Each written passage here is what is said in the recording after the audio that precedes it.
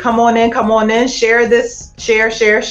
So this is The Clash. This is the conservative woman's view. And we're going to be touching on a lot of topics tonight. Also going live on YouTube. And hopefully this comes together. I'm going to give people some time to come on in because we have some important things to discuss here. This is the time for us to really dive in to some of the issues that are going on right now in our country, the United States of America. If you don't know who I am, I'm Epiphany Tanya, and some people know my story, some people don't. I'm broadcasting this I have about 17,000 followers on Twitter, but I had this really cool idea for conservative women to come together. You have this show, The View, which I don't know how much longer The View is going to be. The View. I don't know how much longer we're going to see The View, but because I heard something about them going off the air or getting canceled. I don't know if that's true. I got to get that confirmed. I don't know.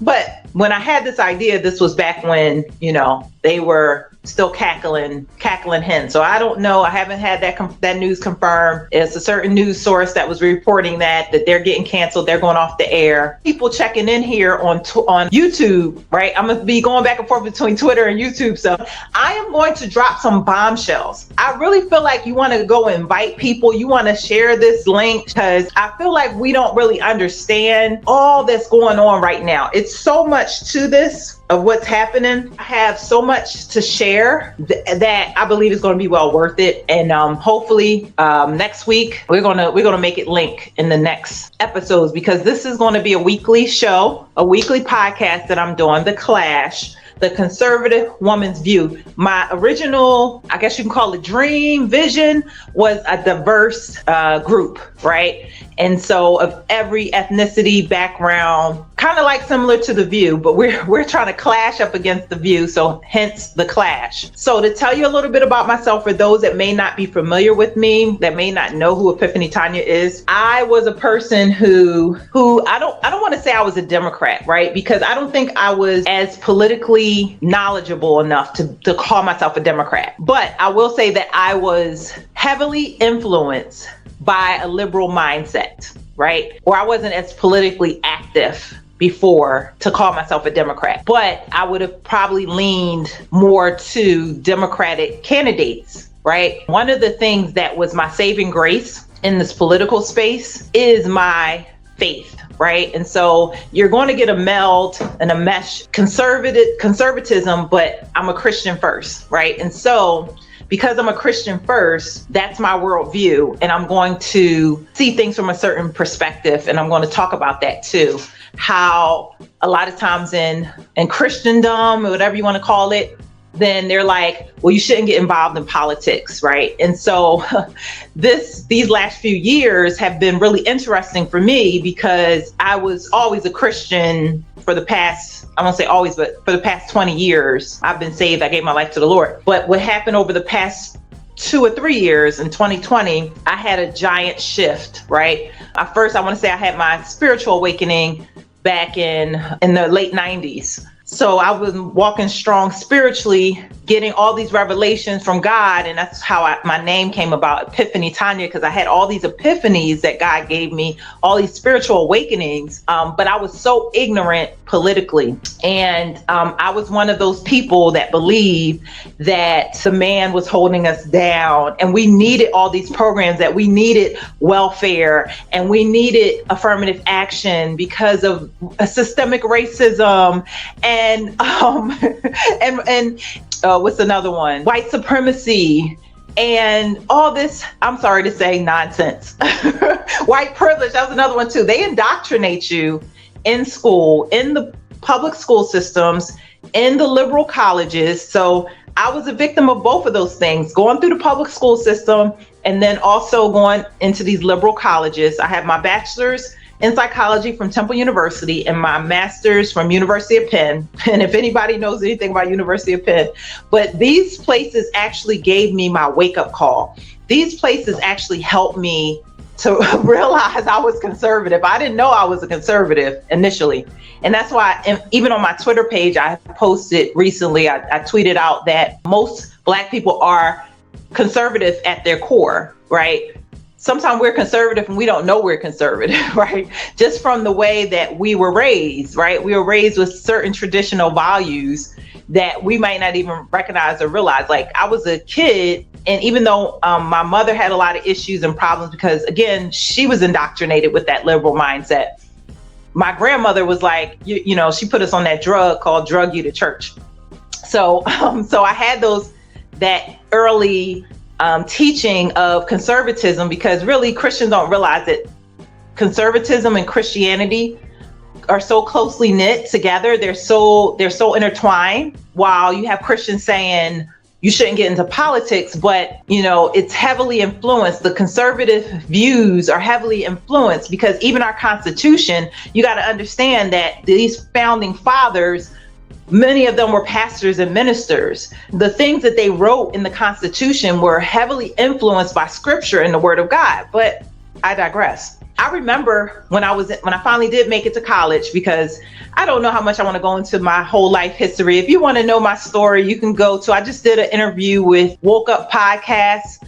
Go search them out on YouTube at a later date. Of course, don't leave here, but go search them out at a later date and check out. I'm going to upload that interview to my channel at some point. But that kind of gives you a good background history about me and my upbringing and growing up in. I just want to kind of give you guys a little bit of that so you can understand my perspective of where I'm coming from, right?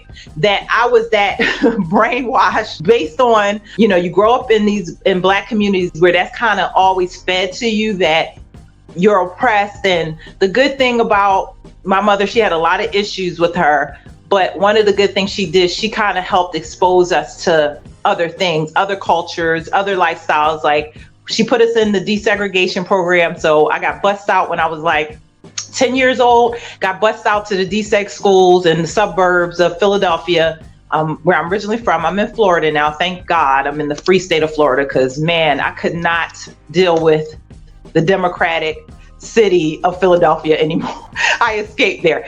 Anyway, so, but she put us in these deseg schools where you would get teased that you were getting on a school bus to go get an education. You would get laughed at by the neighborhood kids and picked on and bullied, and we got terrorized on those school buses. But anyway, that's a whole nother story. We would go out to the school and it kind of opened up our world that there are other people, that the hood was not the end all be all. And there were other people out in the world that had other things going on and were more affluent and had money and all these things. So we got to experience something different. But this indoctrination, talking about the liberal arts classes.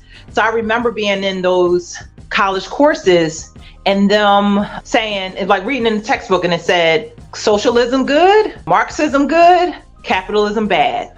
That was the message in those textbooks, right? That the capitalism was evil and it was wrong, and that we should follow socialism. And so you get indoctrinated pretty early in the school systems.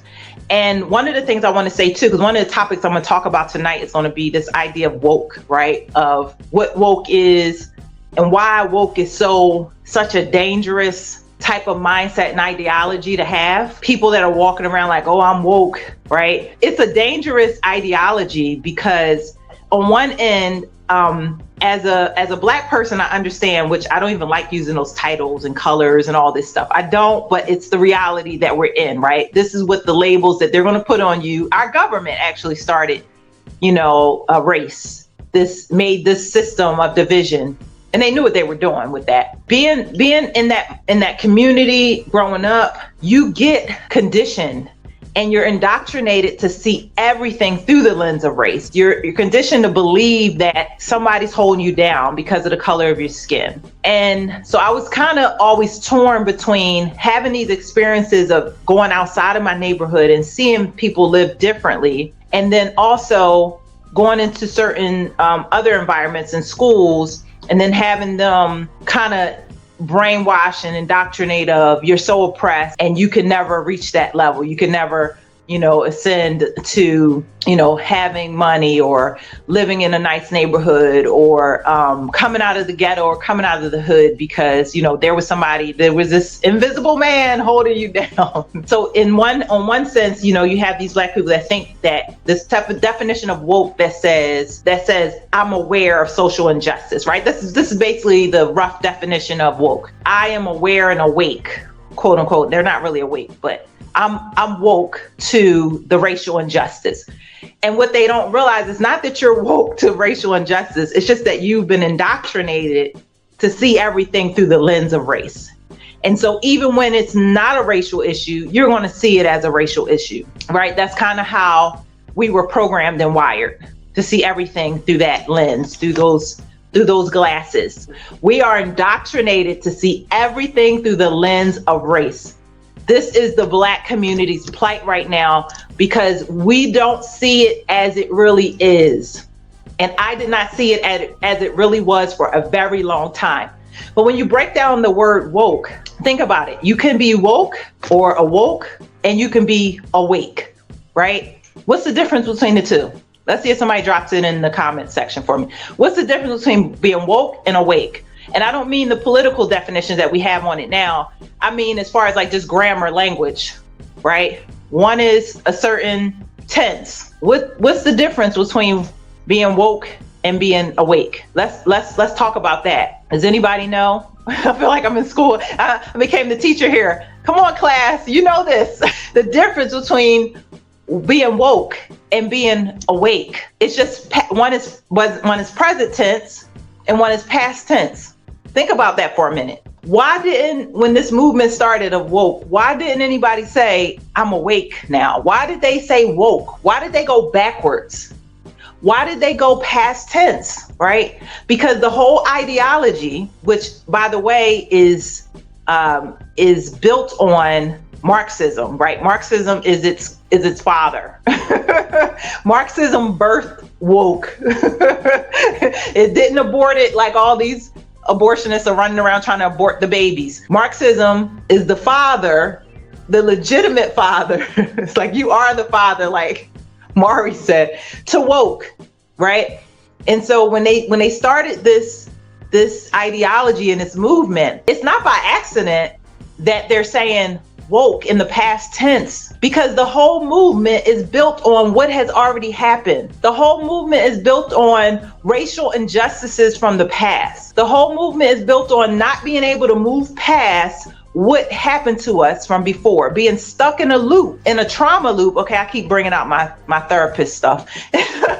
You're stuck in this trauma loop, right? Here's something too, if I want to go off in that direction a little bit. A lot of times I have clients that come to me, what I've figured out, and this is kind of goes across the board of the people who are now in this woke movement, right? Because you got to realize that wokeness doesn't just encompass Black Americans, African American, however you want to label yourself. It doesn't just encompass that anymore. Now you have the trans community under that umbrella of the woke. You have the alphabet community under that umbrella of the woke. You have to realize that it's this ideology is all about being a victim, being oppressed, everybody outside of yourself being to blame, right? When we deal with people that come in and they have some type of psychological, mental health issue, we can give them tools and strategies how to deal with their issues, right? Another side of this field is that now I feel like the field has kind of really gone off course and off, like, because they want to force this ideology on all of us, that work in the field, that we have to affirm this stuff. But it started taking a shift, looking at systems more than the individual, right? Because you can in the counseling field, you can work with the individual, or you can try to help the individual work within the system, right? And so now they're leaning more towards this system model where let's go in and change the system to make things easier on the individual, versus giving the individual the skills that they need to make things better for themselves. Now I want to go march in the streets to change the system around them, right? Kind of totally enabling codependency, all these things come into play with this, right?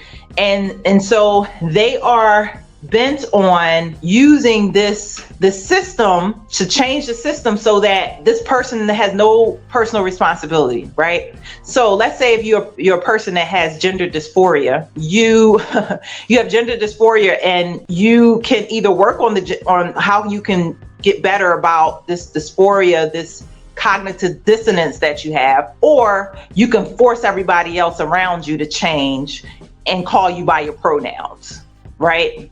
So you have that option. That's your two ways of dealing with it, right? And so instead of people wanting to take this personal responsibility, no, I'm going to look outside of myself for who's holding me down, the oppression, the oppressor. That's, this whole Marxist model of at one point it was the wealthy versus the poor, but now they've switched it and flipped it to its race, right? So it's the oppressor, of some kind, of some sort, whether it's white supremacy, it's white privilege, it's all these things that are supposedly holding people down.